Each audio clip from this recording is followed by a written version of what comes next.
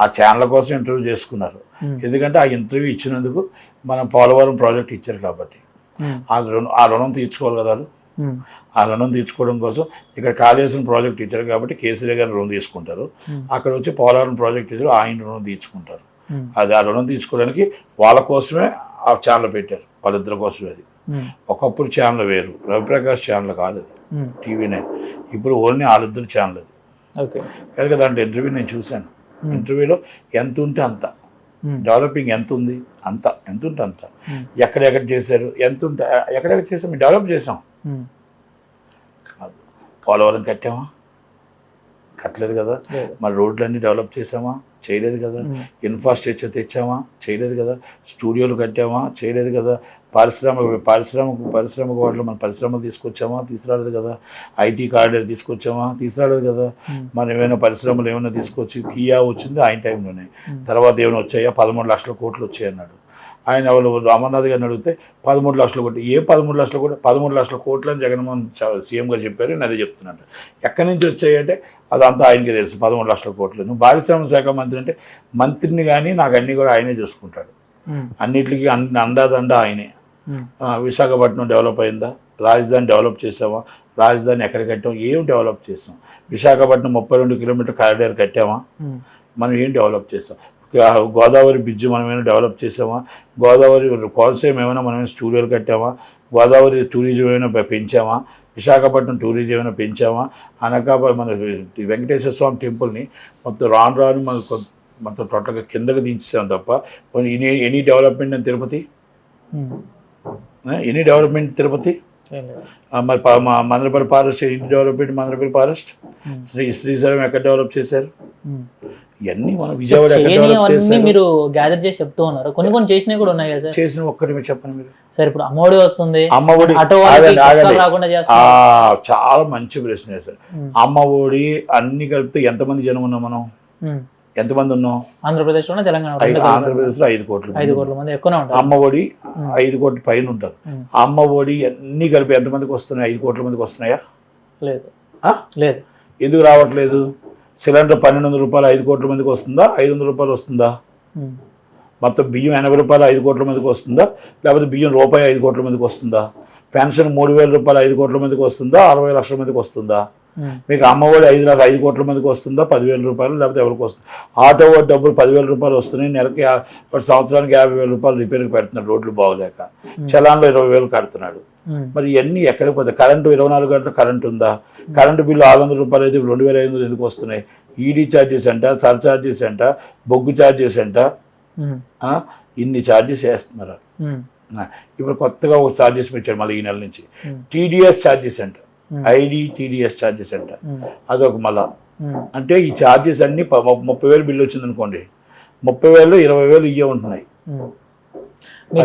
ప్రకారం చూస్తే సార్ అసలు జగన్మోహన్ రెడ్డి గారు సీఎం అయిన ఈ 5 సంవత్సరాలు ఏం చేయలేదు, మొత్తం దోచుకున్నాడు అన్నట్టుగానే ఉంది మీరు చెప్పిన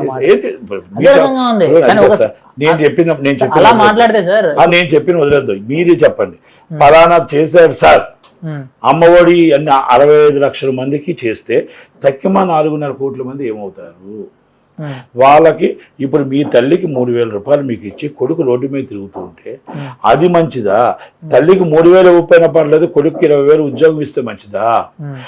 ఆ కూతురికి పెళ్లి చేసి మనం జాబ్ చేసి పెళ్లి చేయిస్తే మంచిదా? ఆ అమ్మఒడి ఆ డ్రైవర్, ఆటో డ్రైవర్కి రోడ్లు బాగుస్తే మంచిదా? 10,000 ఇస్తే మంచిదా? మీరు ఆటో డ్రైవర్కి చలాన్ లేకుండా చూస్తే మంచిదా? 10,000 ఇస్తే మంచిదా? అమ్మఒడిలో మీరు ఇంగ్లీష్ మీడియంలో ఇస్ బెస్ట్. స్కూల్ బాగా చేశారు.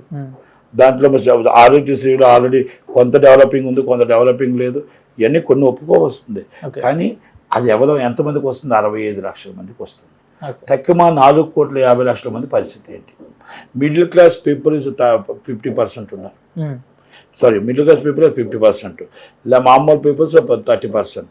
ఇవన్నీ మనం లెక్కేసుకుంటే ఈ 50% పీపుల్కి అటు కానీ ఇటు కానీ చాలా చాలా జీతం నెల వస్తే వాళ్ళ పెన్షన్లో వాళ్ళ బాధలు, వాళ్ళ కష్టాలు ఉంటాయి.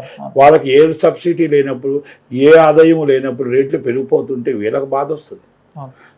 కింద ఉన్న వాళ్ళకి ఉండదు, లాస్ట్ క్లాస్ ఉన్న వాళ్ళకి ఉండదు, హై క్లాస్ ఉన్న వాళ్ళకి ఉండదు. హై క్లాస్కి లెక్క చేయడం డబ్బు కాబట్టి కింద వచ్చేసరికి ఆటోమేటిక్గా గవర్నమెంటే పోషిస్తుంది. కాబట్టి is a middle class families అనేది వాళ్ళ బాధలు, వాళ్ళ కష్టాలు ఎవరికి తెలుసు? ఏ గవర్నమెంట్ వాళ్ళని ఎందుకు పట్టించుకోదు? మీకు ఎంతసేపు ఈ ఒక రేషన్ కార్డు వైట్ ఉందా అడిగితే 20,000 ఉద్యోగం వస్తే వైట్ రేషన్ కార్డు ఇవ్వరు.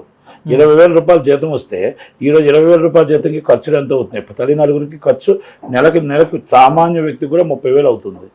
మరి సామాన్య వ్యక్తి 30,000 అవుతుంది, తెల్ల రేషన్ కార్డు ఇవ్వకపోతే ఎలాగా? 400 రూపాయలు సిలిండర్ ఇవ్వకపోతే ఎలాగా? ఇవన్నీ మీరు ఆలోచించాలా.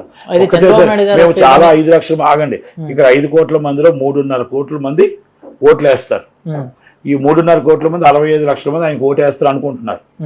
సరే, మరి అంతకుముందు చంద్రబాబు నాయుడు గారు ఉన్నప్పుడు సుఖంగా బతికారంటారా? అన్ని అందే జనాలకి? నేను తప్పు 100%.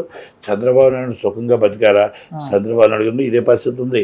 కాకపోతే పోలవరం పూర్తి చేయడం ఒక ఆకాంక్ష ఆయనకు ఉంది, పక్కన రాజధాని పూర్తి చేయడం ఒక ఆలోచన ఆయనకు ఉంది. రెండో అవ్వలేదు కదా ఏంటి? పూర్తి చేయడానికి ప్రయత్నం చేశాడు.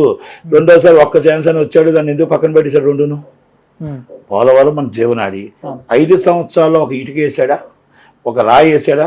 నేను చెప్పలేదు. సాక్షాత్ ప్రధానమంత్రి గారే 15,000 కోట్లు మేమిచ్చాం, ఈయన దాచుకున్నాడు అని చెప్పాడు ఇంటర్వ్యూలో. మేము చెప్పలే.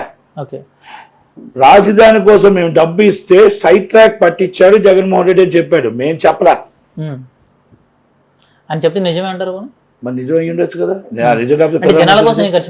ప్రధానమంత్రి సార్ జనాల కోసం రాజధాని ఒక్క ఇటుక ఏమైనా వేసావా? డెవలప్ చేసావా? రాజధాని నువ్వు 3 రాజధానులు అన్నావు. విశాఖపట్నం రాజధాని కట్టావా? నీ ఉండటానికి 450 కోట్లు ఇల్లు కట్టుకున్నావు. నువ్వు విజయవాడ రాజధాని ఏమైనా కట్టావా? నువ్వు తాడేపల్లి ఇల్లు కట్టుకున్నావు కదా, నాకు ఇల్లు ఉంది కదా అని వాళ్ళని నడి రోడ్డు మీద ఎండలో వదిలేసావు. ఎండవా అని అనుకుంటా ఆ 35,000 ఎకరాలు వదిలేసి హైకోర్టు అది కూడా మళ్ళీ అక్కడే అసెంబ్లీ సెక్రటరీ అక్కడే వెళ్తాం. అంటే రాజధాని ఇక్కడ కూడా ఏం డెవలప్ చేయలేదు, విశాఖపట్నం ఏం డెవలప్ చేయలేదు.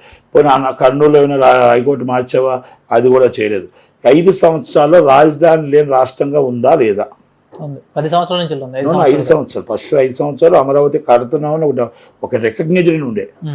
తర్వాత క్యాన్సల్డ్ అన్నాడు, వచ్చిన వెంటనే క్యాన్సల్డ్ అన్నాడు. ఏమైంది ఇప్పుడు ఈరోజు పరిస్థితి? తల్లి లేని బిడ్డలం అయిపోయాం. అంటే ఊరు లేని తల్లి లేని బిడ్డలు అయ్యాం అందరూను. రాజధాని లేకపోతే ఏముంటుందని కదా, తల్లిని బిడ్డలు. అలా అయిపోయింది పరిస్థితి మాది. ఏ ఊరు మొన్న అంటే 10th క్లాస్లోనంటే చాలా మంది మా రాజధాని ఏది అని అడిగారంట. రాజధాని కొంతమంది అమరావతి రాష్ట్రంలో ఫెయిల్ అయిపోయారంట, కొంతమంది విశాఖపట్నం రాష్ట్రంలో ఫెయిల్ అయిపోయారంట, కొంతమంది కర్నూలు రాష్ట్రంలో ఫెయిల్ అయిపోయారంట. మా రాజధాని 2024 దాకా హైదరాబాద్ అన్నారు పాస్ అయ్యారంట. నిజమైతే ఇది నిజం. అదే చెప్తున్నాం కదా, అలాగే అర్థం కాదు పాపం పిల్లలకి. మా 2024 దాకా మాది రాజధాని హైదరాబాద్, కొంత ఇంటెలిజెంట్ తెలివైన వాళ్ళు చెప్పారంట, వాళ్ళు పాస్ అయ్యారంట. ఇస్ కరెక్ట్, ఇప్పుడు కనబడుతుంది అదే ఉంది. ఈ 3 రాజధానులు మాకు కనబడట్లేదు కాబట్టి ఫెయిల్ అన్నారంట. అంటే జగన్మోహన్ రెడ్డి గారు అంత మంచి పని చేశారు. ఇదే నేను ఎకటాలు చేయట్లేదు, ఇది నిజమా కాదు అనేది ఆ పిల్లల్ని మనస్సాక్షి అడిగితే అది ఏ రాజధాని రాస్తారో అర్థమవుతుంది.